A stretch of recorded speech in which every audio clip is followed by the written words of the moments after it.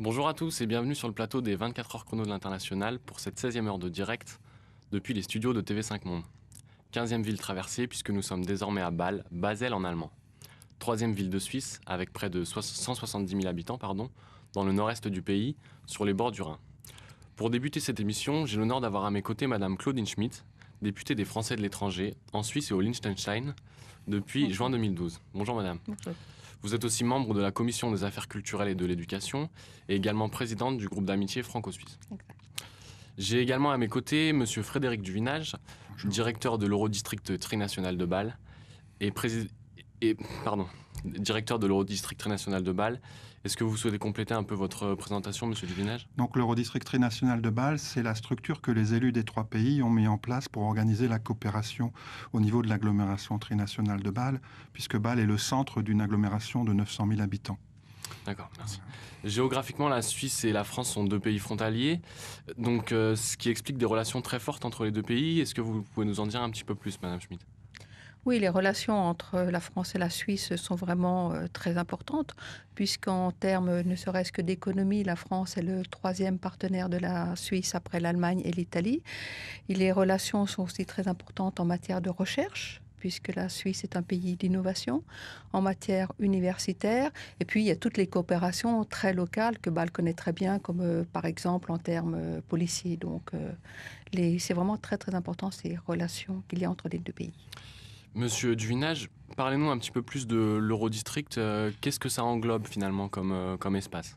Donc l'Eurodistrict trinational de Bâle englobe le pays de Saint-Louis avec 3 communautés de communes côté français, donc le canton de Bâle-Ville, le canton de Bâle-Campagne, une partie du canton d'Argovie, et côté allemand, donc le Landkreis de Lörrach et 2 villes, Bad Säckingen et Wehr.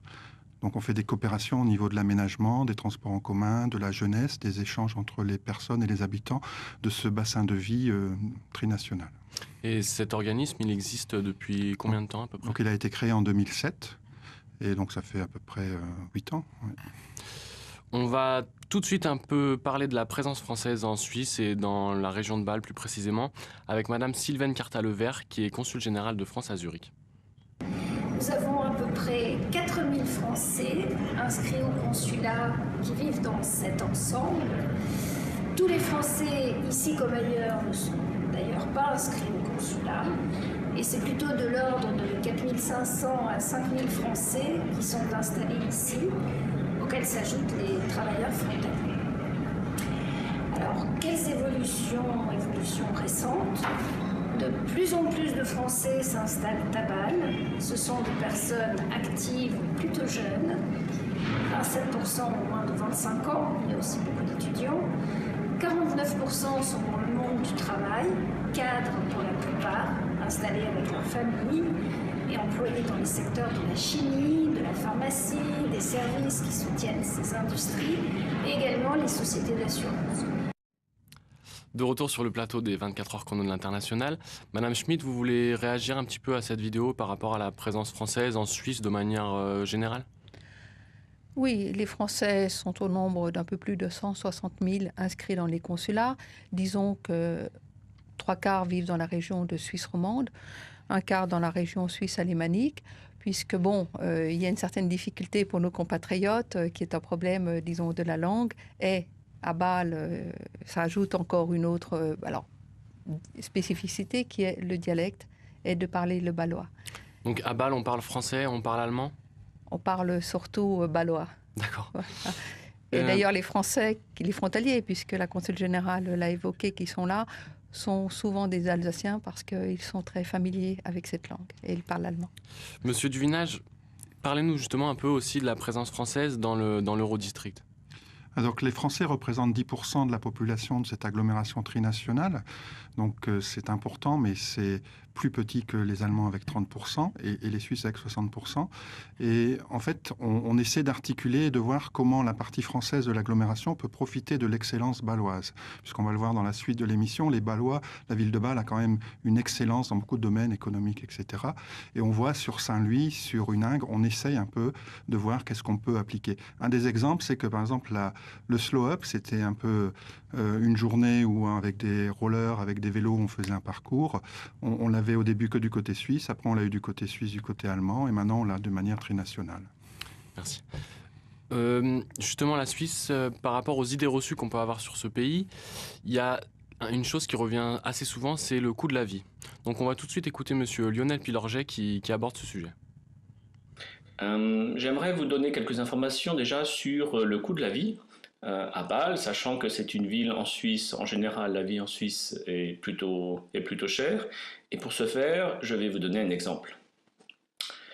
Voici un œuf qui, acheté en Europe, coûte 30 centimes d'euros, soit l'équivalent de 40 centimes de francs suisses.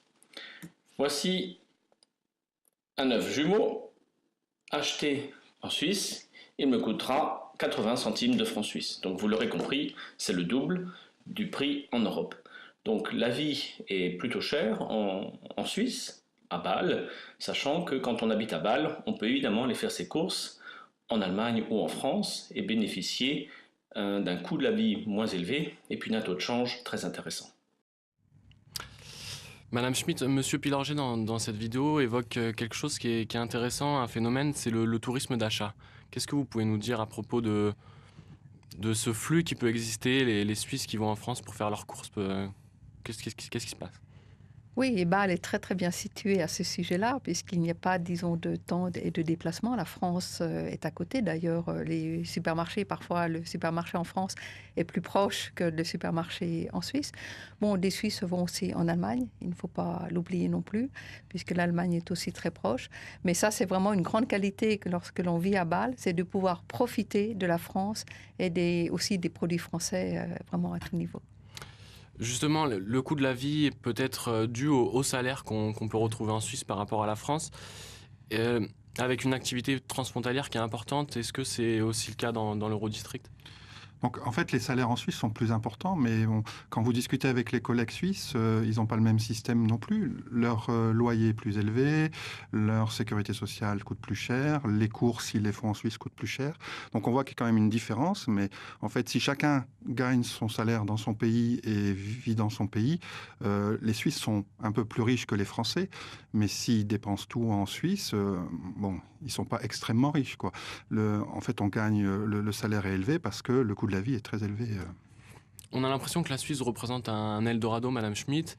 Est-ce que c'est une réalité? Combien de travailleurs pendulaires viennent quotidiennement travailler dans la région de Bâle et en Suisse de manière générale?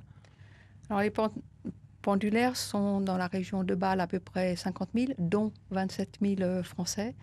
Et dans l'ensemble de la Suisse, il y aurait 200 000 personnes frontalières, d'après les autorités suisses. Donc j'imagine, hier on était sur Luxembourg avec des problèmes de circulation. J'imagine que ça doit être un petit peu la même chose dans cette région.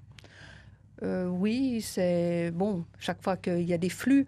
Mais à Bâle, c'est assez bien réglé. Il y a d'autres régions de Suisse où ça pose plus de problèmes. Donc Bâle a su très bien, je veux dire, maîtriser cette difficulté la difficulté des transports des frontaliers. On va tout de suite se quitter avec une petite pause publicitaire. On revient dans quelques instants. En janvier 2016, les 24 heures chrono de l'International fêteront leurs 10 ans d'existence. Profitons de cet anniversaire pour dire un grand merci à TV5 Monde, à tous les partenaires qui nous soutiennent, à tous ces Français du monde entier qui chaque année sont des nôtres. En quelques chiffres, ce sont près de 200 villes traitées durant toutes ces années. Plus de 4000 Français de l'étranger, qu'ils soient entrepreneurs ou expatriés, hommes ou femmes qui ont participé à ces émissions. Et enfin, au total, plus de 15 millions de visionnages durant ces 10 ans. Que la fête de l'International continue et rendez-vous les 19 et 20 janvier 2016 sur mondissimo.com.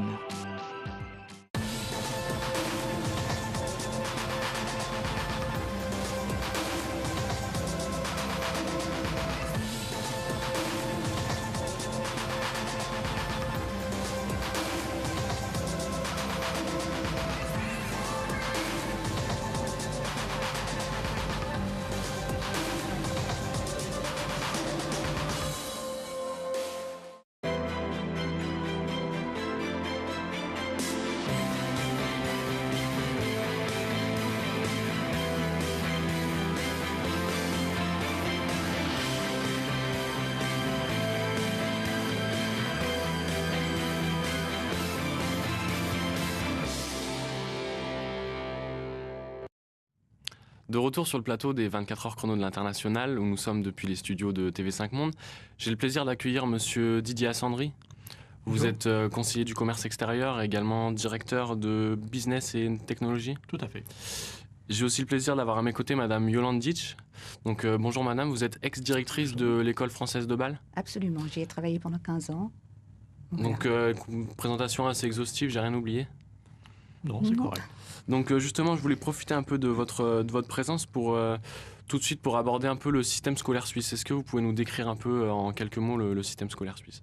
Oui, alors peut-être tout d'abord je voulais dire que Bâle est une ville très accueillante pour les enfants. C'est un certificat qui a été accordé par l'UNICEF en 2013 à la ville de Bâle. Il y a des parcs nombreux et puis des conseils d'éducation, des aides aux familles et beaucoup de jardins d'enfants et de crèches, même bilingues, et l'allemand est soutenu. Alors pour les écoles, je peux vous parler de l'école française dans laquelle j'ai travaillé. C'est une institution privée associative avec des enseignants français qui suit le programme officiel des écoles maternelles et primaires françaises. Alors c'est surtout important pour les expatriés qui sont amenés à se déplacer dans diverses régions du monde par après. Et après, alors les enfants sont pris en charge de 7h45 à 18h30 du lundi au vendredi dans cette école-là.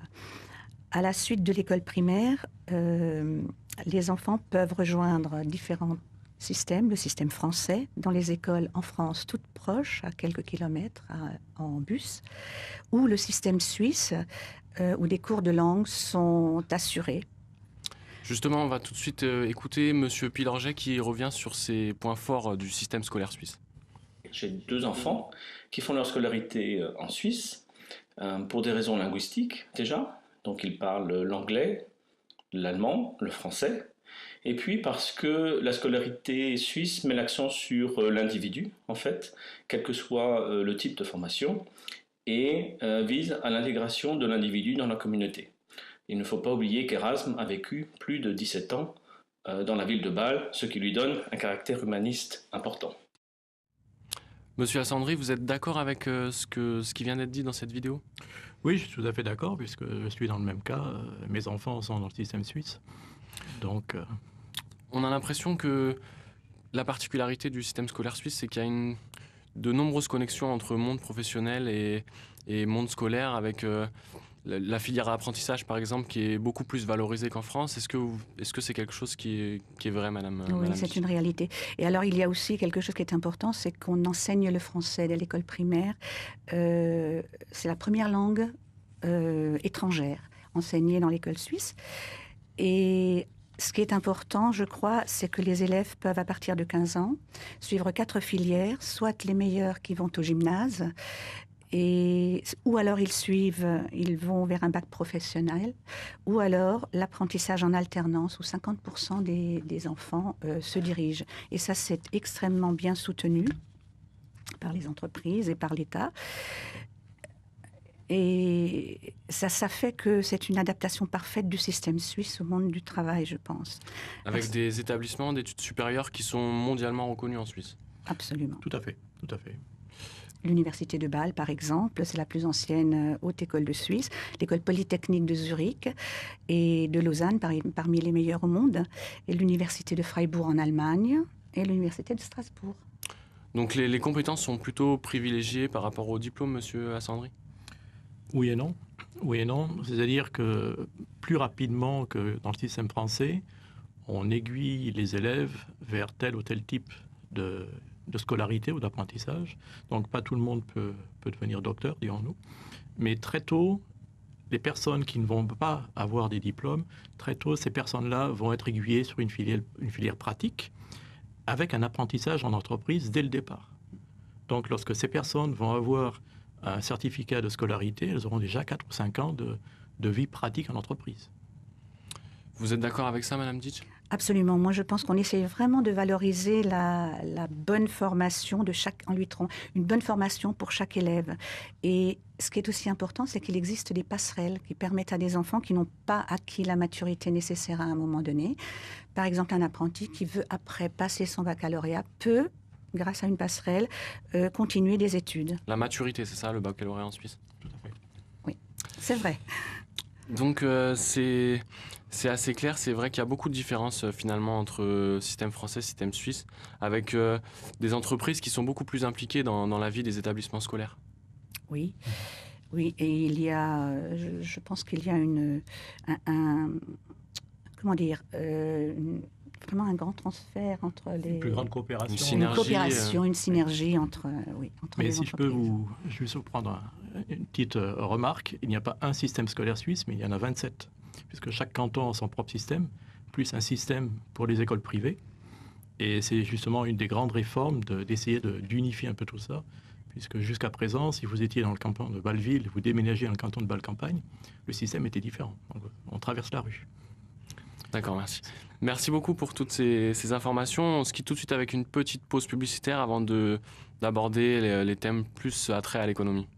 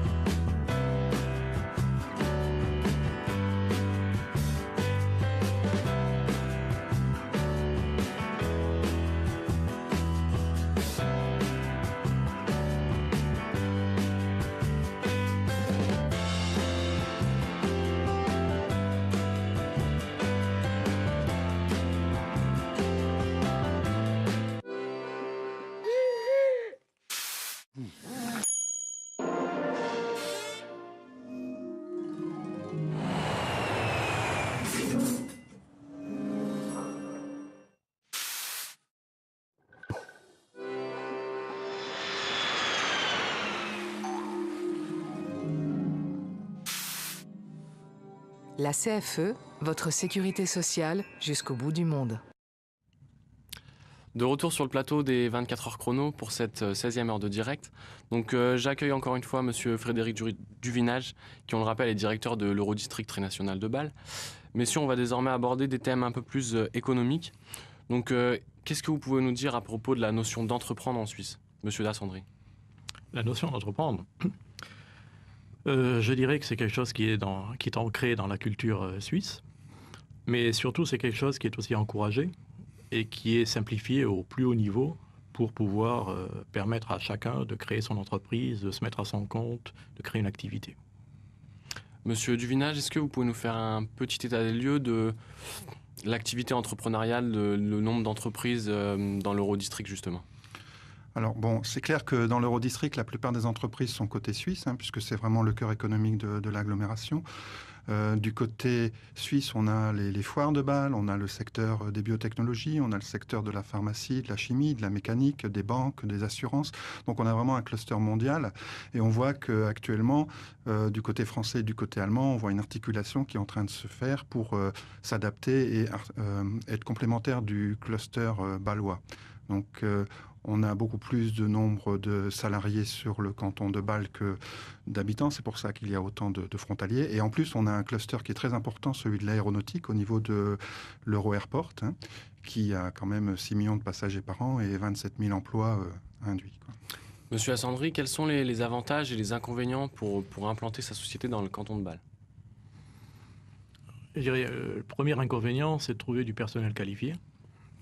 Donc ça, c'est dit. Les avantages, eh bien, je crois que, comme je vous l'ai déjà dit, dans un premier temps, c'est très simple de créer une entreprise. Ça peut se passer en quelques heures. Donc, on peut le faire aussi à travers Internet. Il y a des sites. Il y a même un site de la Confédération qui s'appelle startvis.ch. Vous pouvez créer votre entreprise en quelques clics. Ensuite, vous avez le fait que tout ce qui est au niveau de la fiscalité, par exemple. Une fiscalité avantageuse?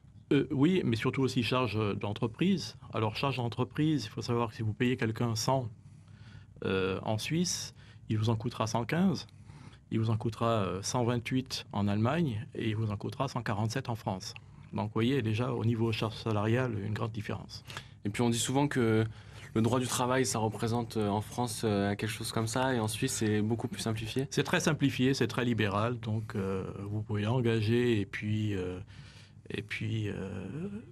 virer, dirons-nous, des personnes, non pas comme bon vous le semble, parce que là, en principe, le but d'un entrepreneur, ce n'est pas de mettre dehors des personnes, mais en fonction de la charge des activités, ça c'est clair. Justement, on a un témoignage de monsieur Jean-Philippe Kell qui évoque avec nous les modalités de création d'une société en Suisse. De façon générale, la création d'une société est très très simple en Suisse. Vous pouvez vous installer à titre personnel ou alors créer une société commerciale, SARL, société anonyme. Ce choix va bien sûr dépendre de l'apport que vous voulez faire en capital, mais en général, si vous contactez un avocat, si vous contactez une chambre de commerce, si vous allez contacter un expert comptable, vous pourrez créer une société très rapidement. Il faudra cependant pour ouvrir des relations, pour ouvrir un compte, toujours pouvoir prouver à la fois de l'ayant droit de la société et ne pas hésiter à démontrer à la banque que vous avez un solide plan financier, c'est-à-dire leur présenter un business plan.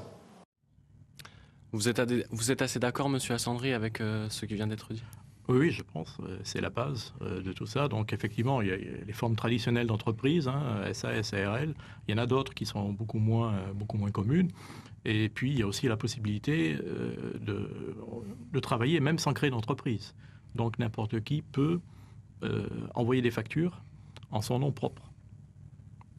Monsieur Duvinage, à quel interlocuteur on peut s'adresser dans l'Eurodistrict, par exemple, si on veut créer ou implanter sa société ? Alors, dans l'Eurodistrict, ça dépend si vous voulez implanter côté français, côté allemand ou côté suisse. Chaque canton, chaque collectivité française ou allemande a développé des structures pour le développement économique, pour l'implantation d'entreprises. Donc, vous avez au niveau alsacien une structure, au niveau des cantons de la Suisse du Nord-Ouest une structure, et du côté de l'Eure aussi une structure. Donc, des interlocuteurs assez rapprochés finalement, qu'on peut tout de suite solliciter, assez réactifs finalement. Tous les interlocuteurs des trois côtés sont réactifs. C'est peut-être un des domaines où il n'y a pas de coopération transfrontalière très développée, puisque là, on est dans une situation de concurrence. Mais en fait, vous avez de la réactivité des trois côtés. En Suisse, la notion de relation de confiance, s'inscrire sur la durée avec ses partenaires commerciaux, professionnels, c'est quelque chose qui est très important ? Très important, et d'autant plus que la Suisse est un petit pays. Donc, tout se fait très vite et très rapidement. Donc, tout ce qui est intégrité, honnêteté, confiance, très important. On va tout de suite écouter monsieur Romain Duriez, qui est directeur de la Chambre franco-suisse de commerce et d'industrie, qui nous parle justement de toutes les opportunités d'affaires, des secteurs porteurs qui peuvent exister en Suisse. Il faut voir la Suisse comme un petit marché, c'est un marché de 8 millions d'habitants. Il faut voir la Suisse comme un marché mature, c'est un marché sur lequel on trouve à peu près tout. Donc je dirais que les secteurs porteurs, ils ne sont pas très différents de ce qu'on va trouver en Allemagne, en France, ou en tout cas dans la plupart des pays européens. Maintenant, il faut se poser certaines questions. La Suisse, c'est un pays qui réalise 1 franc sur 2 de son PIB à l'export. Donc il y a une capacité d'exportation qui est très importante, plus de 250 milliards par année. Qui sont exportés. Donc moi je dirais que les secteurs porteurs, ils sont notamment dans tout ce qui est bien intermédiaire, notamment pour l'industrie. Donc une entreprise française qui va par exemple fabriquer des sous-ensembles pour l'industrie va avoir en Suisse, malgré l'étroitesse du marché, de nombreuses opportunités. Pourquoi ? Parce que l'entreprise suisse qui fabrique de la machine-outil par hypothèse ou des appareils de mesure ou des appareils d'essai, elle les exporte dans le monde entier. C'est pareil dans l'horlogerie, on a plus de 90% de la production suisse qui est exportée. Et lorsqu'une entreprise française vend à un donneur d'ordre suisse, en réalité, elle vend pour un marché qui est global, elle ne vend pas uniquement pour le marché suisse. Donc on l'a bien compris, la Suisse est un marché d'exportation. Vous évoquiez tout à l'heure le secteur pharmaceutique comme un des secteurs porteurs essentiels dans la région de Bâle. Monsieur Assandry, quelle autre opportunité d'affaires on peut déceler dans ce canton ? Bien, à part les sciences de la vie, le canton de Bâle est aussi actif dans tout ce qui est logistique, dans tout ce qui est industrie, plutôt industrie de pointe à ce niveau-là. Mais le gros, c'est l'industrie pharmaceutique. Ça, c'est clair. Il y a 2 des plus gros conglomérats mondiaux au niveau des life sciences. Novartis. Roche et Novartis, oui. Ou Novartis et Roche, pour mettre tout le monde d'accord. Et puis, il ne faut pas oublier non plus Actelion, qui est une petite start-up française quand même. Enfin, française non, mais une start-up suisse créée par des Français, qui sont quand même plus de 3000 personnes qui sont implantées à Bâle-Campagne. Avec aussi, Monsieur Duvinage, ce qui fait la force de l'économie suisse, c'est qu'on a un vrai tissu de PME qui est là pour collaborer justement avec ces grands groupes. Combien de PME, combien de petites entreprises, de plus petites structures dans l'Eurodistrict? Alors là, je ne peux pas vous dire le nombre d'entreprises, mais bon.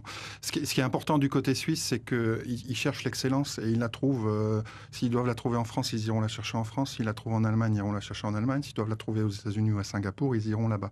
Les Suisses sont vraiment tournés vers l'excellence et vers la qualité, la grande qualité. On le voit dans l'horlogerie.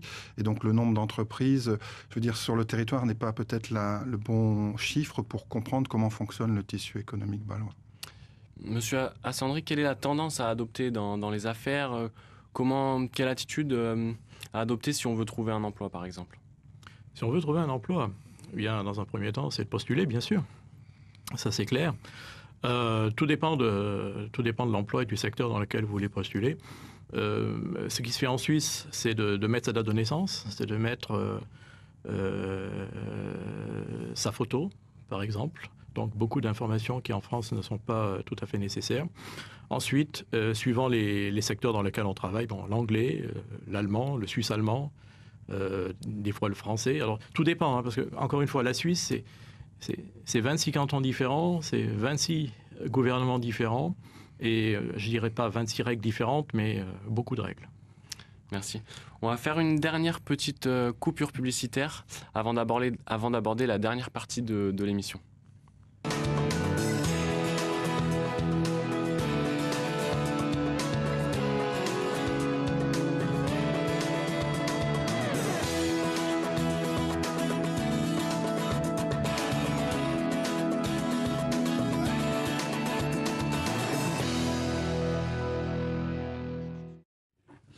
Donc de retour sur le plateau des 24 heures chrono de l'International, où nous sommes toujours depuis Bâle avec de nouveaux invités. J'ai le plaisir d'accueillir Madame Nicole Plénès, figure incontournable à Bâle. Vous êtes également déléguée consulaire, et membre du comité de l'Union des Français de Suisse, dont vous avez été pendant 18 ans la présidente, c'est bien ça? Voilà. J'accueille aussi Madame Véronique Bidinguer, qui est fondatrice de l'association Bâle en français, et qui va nous en dire un petit peu plus sur cette association. Voilà, alors je suis arrivée à Bâle en 2010 avec mes 3 enfants et mon mari. Et puis j'ai créé il y a quelques années cette association Bâle en français pour adosser le site Bâle en français et pour répertorier les informations sur les activités culturelles, de loisirs et peut-être éducatives à Bâle, dans la région bâloise, à destination de la communauté francophone. Donc tout ce qui se passe en langue française, c'était l'objectif. Donc la vie quotidienne à Bâle, l'ambiance générale dans la ville, comment ça se passe, Madame Plénès? Très agréable. C'est la raison pour laquelle j'ai écrit 2 livres. Les clés de Bâle, et le dernier, c'est Flâner et la cité rhénane, pour aider tous les Français et francophones qui désiraient mieux connaître cette très belle ville, cette très belle cité. On y est bien, on s'y plaît bien. La preuve, je suis venue pour 3 ans et ça fait 30 ans maintenant que j'y vis. Donc oui, et je suis une Parisienne d'ailleurs, pour information, et je suis contente de quitter Paris. Donc la Suisse, on a ces idées reçues que c'est un pays quand même un peu montagneux avec beaucoup de lacs. Comment situer Bâle par rapport à tout ça, au niveau du climat par exemple, Madame Bidinguer? Un climat magnifique. Et en ce moment, on est en hiver, donc on peut aller skier, faire des sports de neige partout, du côté allemand, français, suisse, Jura, Vosges, Feldberg en Allemagne. Il fait très bon et on est dans une zone de climat plutôt tempéré. Donc c'est très agréable de circuler à n'importe quel moment de l'année. En été, on peut se baigner dans le Rhin. Il y a la piscine géante des Bâlois. Il y a même une journée qui est dédiée aux nageurs à Bâle, dans le Rhin. Donc, au point de vue climat, c'est parfait. Donc, seul petit point noir, on va dire, à Bâle et en Suisse de manière un peu plus générale, le marché immobilier avec des prix qui sont très élevés, qui n'ont rien à voir avec la France. Pour évoquer tout ça, on écoute tout de suite Monsieur Xavier Renfried qui nous fait une brève description du marché immobilier à Bâle. Venant de France, on est étonné par les prix de l'immobilier en Suisse. Qui avait un 4 pièces en France n'obtient pour le même prix ici qu'un 2 pièces, bien sûr. Et ceci est en rapport avec la moyenne des revenus locaux. Vous êtes d'accord, Madame Plénès, avec ce que monsieur... Oui et non. Disons qu'il faut compléter cette observation parce qu'il ne faut pas oublier que Bâle, c'est 37 km². Donc c'est tout petit. C'est le plus petit canton de Suisse. Par contre, nous sommes la 3e ville de Suisse en tant qu'habitants. Environ, pour le canton de Bâle, il y a à peu près 200 000 habitants. Donc vous vous rendez compte déjà, pour loger toutes ces personnes, c'est normal que le prix du loyer soit élevé, ou le prix au mètre carré, loyer ou achat. Une demande qui est plus importante que l'offre, finalement. Tout à fait. Tout à fait. Donc, sur nos petits kilomètres carrés. Mais si vous reculez déjà, si vous allez dans l'arrière-pays à 10-20 kilomètres, avec tous les transports à votre disposition, train, tram, bus, et il y a vraiment toutes les possibilités. En plus, les transports sont vraiment réguliers, sérieux, très, très fréquentables et il ne faut pas oublier, ponctuel et transfrontalier. C'est-à-dire que vous pouvez passer de Bâle à aller en Alsace ou en Allemagne avec ces mêmes transports. Donc, c'est important de le souligner. Il n'est pas nécessaire de vivre à Bâle-Ville. Alors, bien sûr, le prix de location est d'environ 20-25 francs suisses, soit 17-20 euros. Mais dans chaque appartement, quand vous arrivez, tout est propre, clair, a été refait entièrement et vous avez à votre disposition toutes les cuisines et salles de bain sont aménagées. Donc avec tout ce qu'il faut. Ensuite, quant à l'achat d'un appartement ou d'un pavillon, là il faut compter à peu près 10 000 francs suisses, soit 8 000 euros le mètre carré. Mais c'est toujours aussi des pièces sélectionnées quand même, de très belles pièces. Et vous n'avez que difficilement le comparable en France, ou justement pour ces prix-là. Alors, à souligner que peu de personnes privées sont possesseurs d'un apportement en ville. Donc oui, voilà, c'est ça. Culturellement, on a quand même plus de locataires que de propriétaires. Tout à fait. Soit parce qu'ils sont là pour peu de temps, ou alors ces biens appartiennent souvent aux banques ou aux assurances. Et est-ce qu'on retrouve aussi beaucoup de travailleurs frontaliers viennent tous les jours travailler à Bâle et qui habitent en France? Est-ce qu'on retrouve aussi des gens qui habitent, des Bâlois, on va dire, mais qui ont émigré vers la France côté français pour avoir plus de facilité au niveau du logement? Oui, on en a beaucoup. On en a beaucoup qui travaillent à Bâle et qui habitent en Suisse, en Saint-Louis ou dans la région. Et puis, il y en a quelques-uns, je veux dire, je faisais partie des 3, nous étions 3 à habiter en Suisse, à Bâle, et à aller travailler à Mulhouse ou dans la région de l'Alsace. Mais il y a aussi ce qui pèse sur le prix, c'est aussi donc, ces grands groupes dont on parlait les personnes précédentes, Novartis, Roche, qui ont quand même des cadres, la Banque des règlements internationaux, qui est la première banque quand même financière qui a été créée, et à Bâle. Tous ces établissements, bien sûr, demandent une qualité de service. C'est une clientèle exigeante qui demande la qualité. Donc, ça pèse sur le prix. Mais nous sommes particulièrement gâtés. On ne peut pas se plaindre. On arrive bientôt au terme de cette émission. On va évoquer la vie culturelle sur une dernière partie pour finir sur une note un peu plus artistique. Mais avant cela, on écoute Madame Marie-Vonne Chartier-Raymond qui nous parle de la place des musées dans la ville de Bâle. Nous sommes maintenant au musée des Antiquités de Bâle. Bâle est une ville qui a beaucoup de musées par rapport à la population. Des musées de la ville, des musées privés, et il n'est pas étonnant que une fois par an, une fois tous les 2 ans, un nouveau musée apparaisse par la générosité de collectionneurs. Les collectionneurs de Bâle sont un petit peu la spécificité de la ville. Les mécènes aident beaucoup les musées. Culturellement parlant, la ville de Bâle n'a rien à envier aux grandes villes européennes, Madame Billiger? Ah non, pas du tout. Et comme l'a dit Marie-Vonne, on a plus de 40 musées à Bâle. Le petit dernier, c'est la Maison pour les Arts électroniques, qui a été créée là en octobre. Et puis, le musée Tinguely, la Fondation Bayeler, qui reçoit bientôt l'exposition Gauguin au mois de février. Et puis d'autres musées qui sont peut-être un petit peu plus modestes, mais qui proposent une médiation en langue française, toujours une médiation en langue française au moins, comme le Cartoon Museum de Bâle qui nous a proposé une exposition sur Sampé. C'était formidable.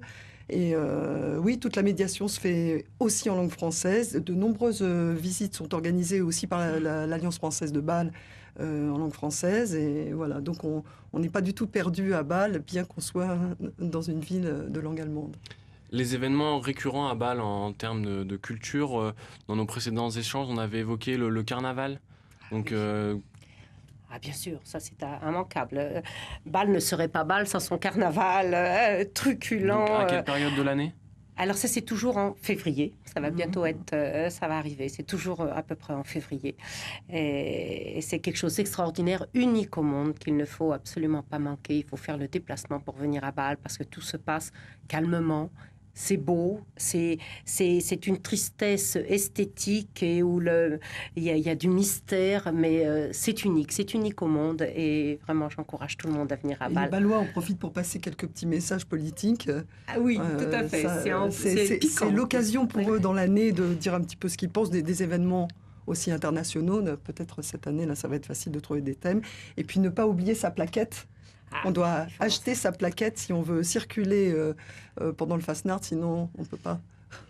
Et puis justement, je ne sais pas si vous êtes amatrice de football, mais avec une équipe qui est reconnue dans toute l'Europe depuis plusieurs années. Et puis nous avons le tennis avec quand même Federer aussi, les Swiss Indoors en octobre. Non, nous sommes particulièrement gâtés dans le sport, la culture en général. Un vrai dynamisme culturel, sportif. Exact, tout à fait, tout à fait. Il y a une véritable énergie, une envie d'entreprendre, de bouger, de créer.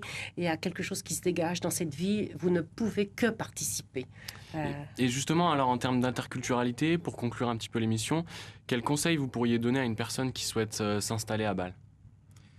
Alors, laissez sa voiture dehors. Parce que les transports sont très très bien organisés à Bâle. Et d'ailleurs, tout le monde aura l'occasion de se rendre compte un peu plus vendredi prochain lors de la nuit des musées bâlois. Donc une ville qui a vocation à devenir piétonne. Oh oui, le cœur de... Beaucoup de cyclistes à Bâle, par exemple. Beaucoup. Un tas d'occasions de circuler à pied et en vélo.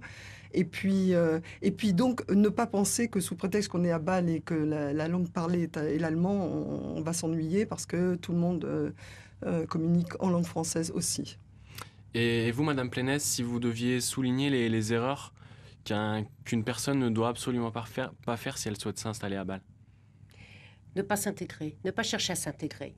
Finalement, il ne faut pas donner des conseils. Il faut simplement dire aux gens, essayez de vous intégrer par le sport, par la famille, par les enfants, par le travail. Mais les Bâlois sont très, très sensibles. Étant, je vous ai parlé de mes 2 livres. Ils m'ont tout de suite, quand ils ont su, ils m'ont tout de suite accueilli. Ils m'ont fait une réception à l'hôtel de ville. Ils sont contents quand on s'intègre, quand on essaye de faire aimer leur ville. Et on ne peut pas faire autrement que d'aimer Bâle. Mais justement, pas considérer que Bâle, malgré sa proximité avec la France, soit une province française comme beaucoup peuvent... Ah non, pas du tout. C'est une ville au contraire très très dynamique et qui veut toujours, d'ailleurs les intervenants précédents l'ont bien démontré sur le plan économique, mais donc financier, économique, culturel. Bâle est une ville très très dynamique et on ne peut pas s'ennuyer à Bâle. Ce n'est pas possible. Le slogan, c'est Culture Unlimited. Voilà. Effectivement. C'est le slogan de la ville. On va finir sur ce slogan, alors Culture Unlimited. Oui, exactement. Super, merci. Je vous remercie beaucoup, mesdames, pour votre participation. Merci. On va se quitter avec... la prochaine émission, ça sera en Afrique, plus précisément en République démocratique du Congo, à Kinshasa. Merci beaucoup. Au revoir. Merci à vous. Merci.